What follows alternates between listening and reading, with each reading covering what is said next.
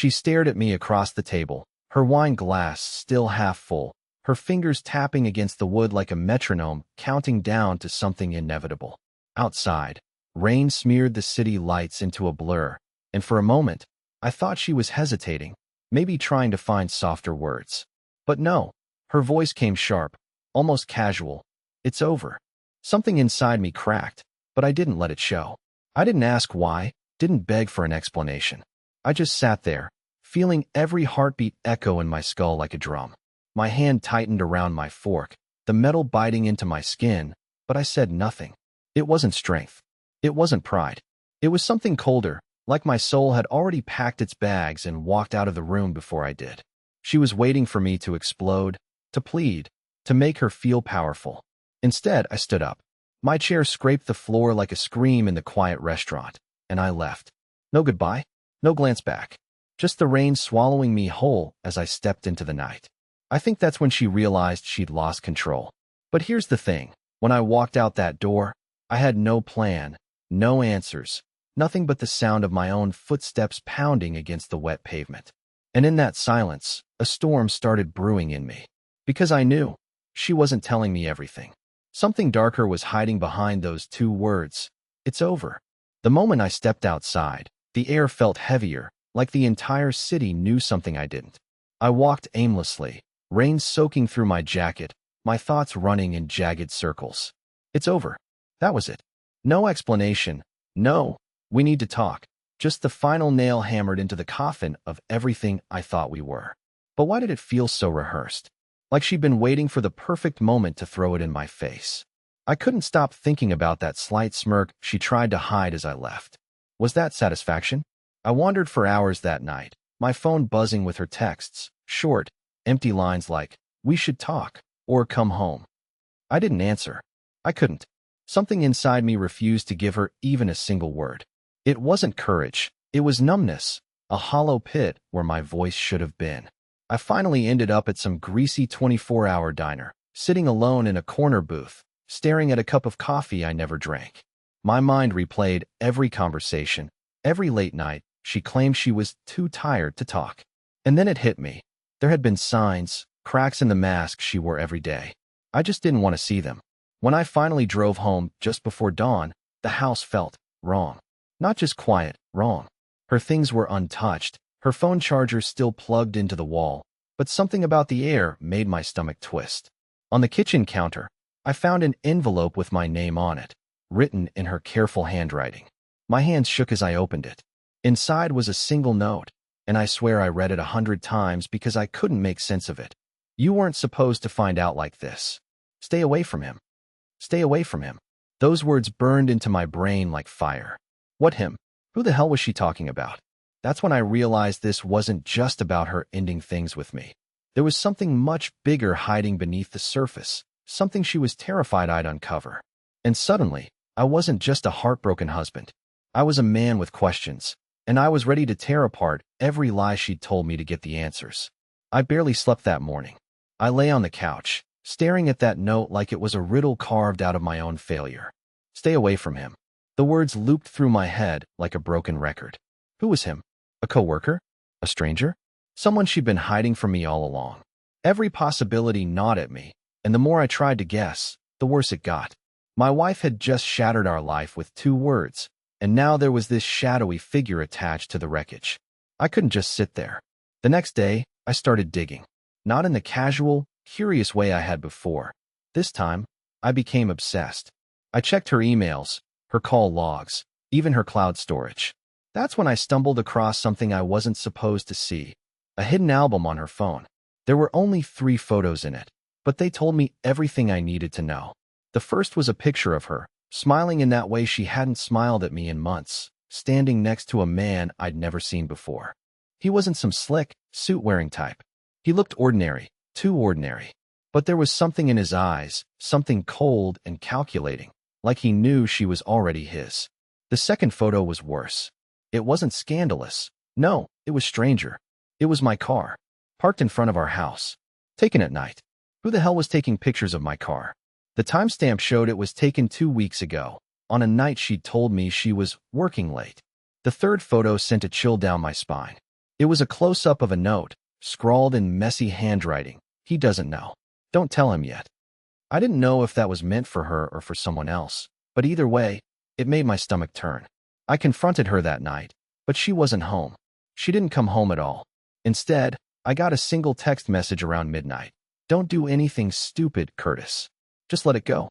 I wanted to scream, to call her, to demand answers. But something told me I'd only push her further into whatever this nightmare was. So instead, I did the one thing I swore I wouldn't do. I started following her. The next evening, I parked a block away from the address I'd found on a strange email confirmation, some random warehouse district on the outskirts of the city. I waited in my car, my breath fogging the windshield, and when I finally saw her walk out of that building with him, something inside me snapped. She looked so alive with him, like she hadn't been with me for months. But there was something about that place, something about the way he looked over his shoulder like he expected trouble, that told me this wasn't just an affair. This was something darker. And that's when I realized I wasn't just dealing with a cheating wife. I was dealing with a secret that could ruin both of us. I didn't sleep for 2 nights after seeing them together. Every time I closed my eyes, I saw her laughing at something he said, that easy, unguarded laugh that used to be mine. It wasn't just betrayal anymore. There was a deeper, stranger fear twisting in my gut. Why a warehouse? Why was she meeting him there instead of somewhere normal, like a cafe or even a bar? I told myself I'd go back, that I'd get answers, even if I hated what I found. On the 3rd night, I parked closer, just far enough that I could see without being seen.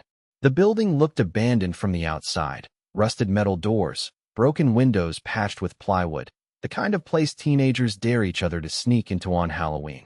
I sat there, engine off, my breath held as I watched her car pull up. She wasn't alone this time. Another car followed her, a black SUV with tinted windows. The man, him, got out first, scanning the street like someone used to being hunted. Lila followed, carrying a duffel bag. She looked different that night, not like the woman I married. Her hair was tied back, her face hard and focused, like she was someone I didn't recognize. They went inside, and that's when I made the decision that I still can't decide was brave or just plain stupid. I followed them. The back door of the warehouse wasn't locked. I slipped in quietly, every nerve in my body screaming at me to turn back. The air inside was cold, smelling of dust and oil, and I could hear voices coming from deeper inside. I crept along the edge of the wall, peering through a gap into a larger room. And what I saw almost made me drop to my knees.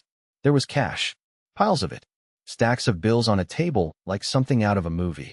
Lila was there, unzipping the duffel bag and dumping more money onto the pile. The man stood over her, counting something, his voice low and firm. "We don't have time for mistakes," he said. "If he finds out, it's over for both of us." Who the hell was he? My brain tried to catch up, but nothing made sense. Lila, my sweet, quiet Lila, was mixed up in something that felt dangerous, illegal, like a world I didn't belong in. I must have shifted my weight, because the floorboard under me creaked, and suddenly both their heads snapped in my direction. My heart stopped. I ran. I don't remember how I got back to my car, just that I drove like a man possessed, every muscle tight, my hands shaking so hard I almost crashed twice. My phone buzzed with a new message as I pulled into my driveway. It was from her. "We need to talk. Stop following me. Please." I stared at the screen, a mix of fury and terror boiling inside me. She wasn't just lying, she was hiding something big. And now I knew there was no going back. The night I decided to confront her, I rehearsed everything in my head 100 times. What I'd say, how I'd keep my voice calm, how I wouldn't let her twist the story to make me look like the crazy one. But the moment I saw her walk through the front door, drenched from the rain, everything I planned just burned away. I was pacing the living room like a caged animal, and when our eyes met, she froze. For the first time, I saw something in her face that scared me more than anger or lies. It was fear. "Where were you?" I asked, my voice barely a whisper. She set her purse down slowly, like any sudden movement would make me snap. "Curtis, we can't do this right now," she said softly, as if she were talking to a stranger. That was it. That tone. That distance. It broke me. I told her I'd seen the warehouse. I told her I'd seen the money and the man. Her face went pale, but not because she was caught. It was something else, something darker, like she was realizing the walls were closing in. You don't understand what you've walked into, she said, stepping closer, her hands trembling. This isn't about us anymore. It's bigger than you and me. Bigger than us. What the hell did that even mean? My voice cracked when I shouted. Are you in danger, Lila? Who is he? I wanted answers, but instead, she broke down crying, her sobs raw and guttural. She tried to grab my hands, but I pulled away. That's when she whispered something that made my blood run cold. He's not who you think he is, Curtis. And if you keep digging, he'll come after you too. She wouldn't say his name, no matter how much I begged or demanded. I could feel myself unraveling.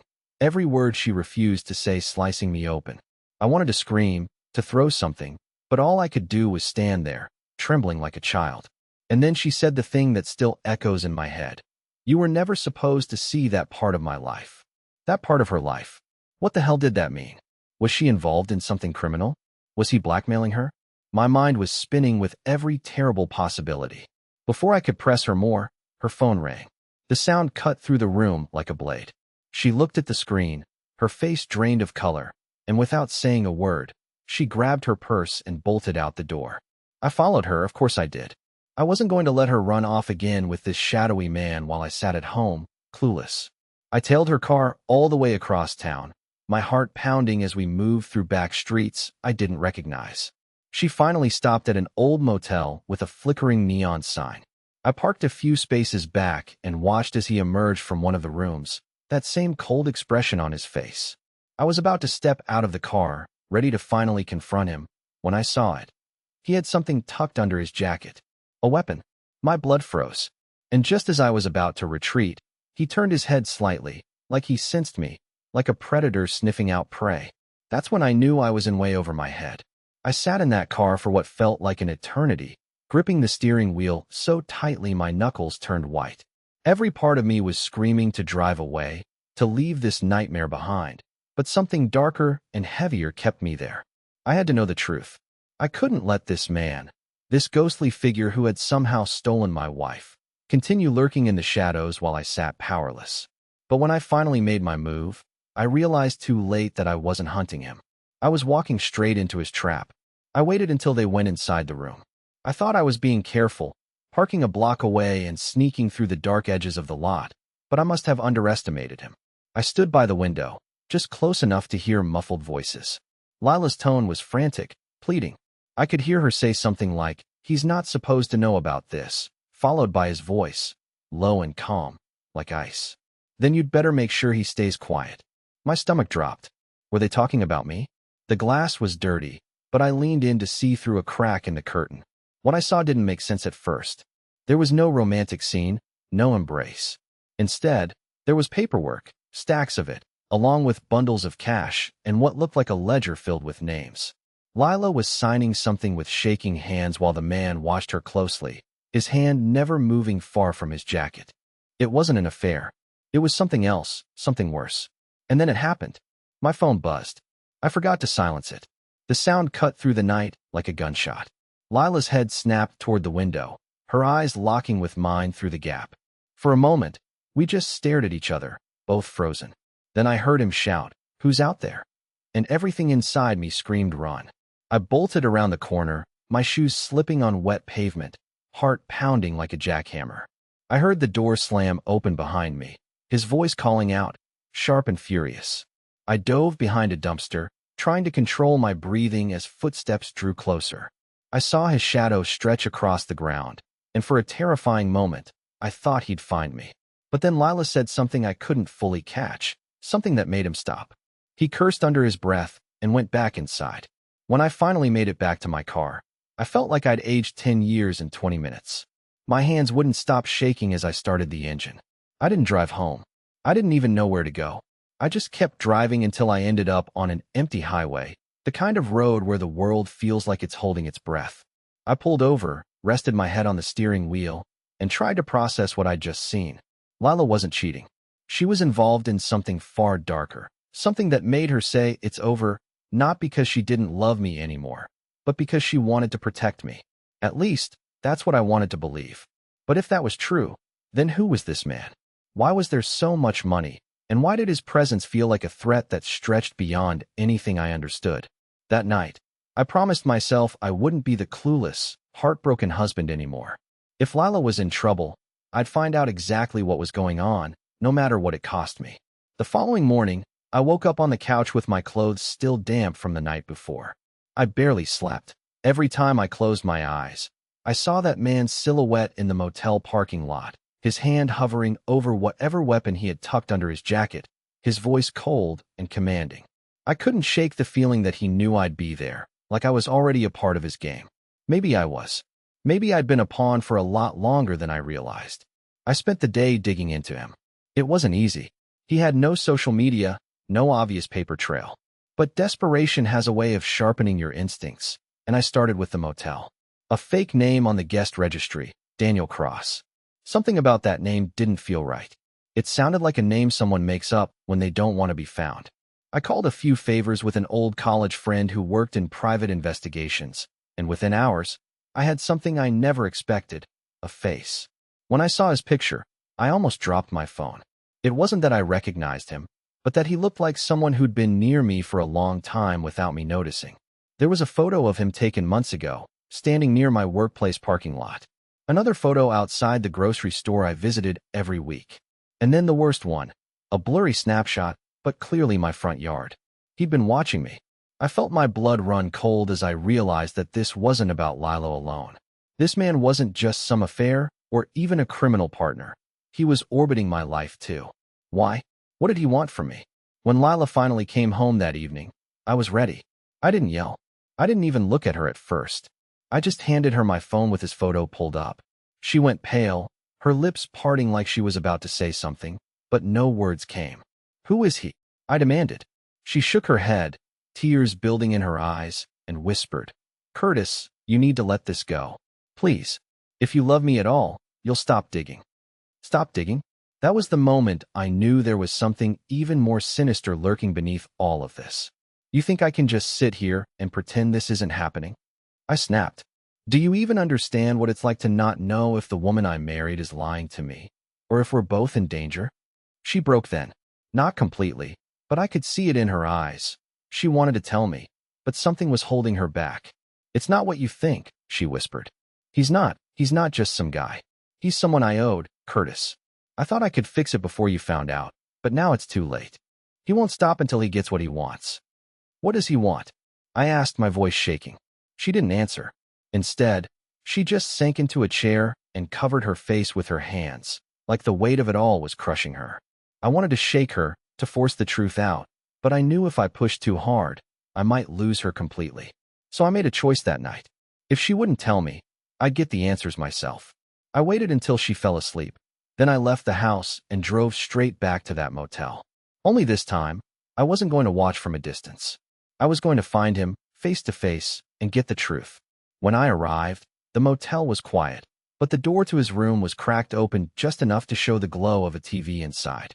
My pulse hammered in my ears as I stepped closer. I told myself I'd knock, but instead, I pushed the door open. What I saw inside wasn't what I expected at all. It wasn't just him. There were photos pinned to the wall, photos of me, of Lila, even of my workplace. Notes scrawled in red ink. And right in the middle of the table was a file with my name on it. The moment I saw my name on that file, the air left my lungs. My hands trembled as I reached for it, flipping through pages filled with notes about my life, where I worked, my habits, even small details like the time I left for groceries every Sunday. It was all there, like I was some case study under surveillance. My head spun with confusion and fear. Who was this man really, and why had he been watching me? Then I heard the click of a door shutting behind me. I froze. When I turned around, he was standing there, calm and composed, his eyes sharp and assessing. You shouldn't be here, Curtis, he said in a voice that was eerily calm, as though he'd been expecting this. For a moment, I thought this was it, that I'd made a mistake that would cost me everything. But then, Lila stepped into the room. She wasn't scared this time. She looked relieved, like a weight had been lifted. Curtis, listen to me, she said firmly. This isn't what you think. He's not here to hurt you. I felt anger boiling up. Not here to hurt me? He's been watching us. Our lives are on his wall like some sick game. The man, Daniel Cross, or whatever his real name was, raised his hands. I'm not your enemy, he said. Lila came to me because she thought you were in danger. That stopped me cold. In danger? From what? My confusion must have shown on my face because Lila stepped closer, her voice softer now. Curtis, I didn't want to drag you into this. My brother, he got into serious trouble with people who don't forgive debts. I tried to help him, and I thought I could fix everything before you noticed. He's been protecting us. That money I was moving, it was to pay them off before they came after you. The pieces started clicking into place, messy and imperfect, but it made sense. I looked at the man again, seeing him differently now. He wasn't just some shadowy figure. He was someone who had been trying to keep a bad situation from turning worse. So what now? I asked, my voice shaky. Daniel sighed. It's over. The debt's settled. But you two need to stop keeping secrets from each other. That's how people like me get involved in the first place. We left that motel together, the three of us silent as the dawn started creeping across the sky. The tension between Lila and me was thick, but when she reached for my hand, I didn't pull away. There was pain between us, yes, but also something stronger, something worth salvaging. When we got home, we talked for hours. For the first time in months, we were honest. She told me everything, from the first phone call her brother made to the night she realized she couldn't hide it anymore. I told her how I felt, how helpless and broken I was when she said, it's over, and how I thought I had lost her for good. By the end of it, we were both crying, but for the first time, I felt like we were truly on the same side again. It's been weeks since that night, and things are different now. We see each other again, not just as husband and wife, but as people who almost lost everything and somehow found a way back. I won't lie and say it's perfect. Trust takes time to rebuild. But every morning, when I wake up and see her next to me, I remember that moment when I left without a word, and how lucky I am that our story didn't end there.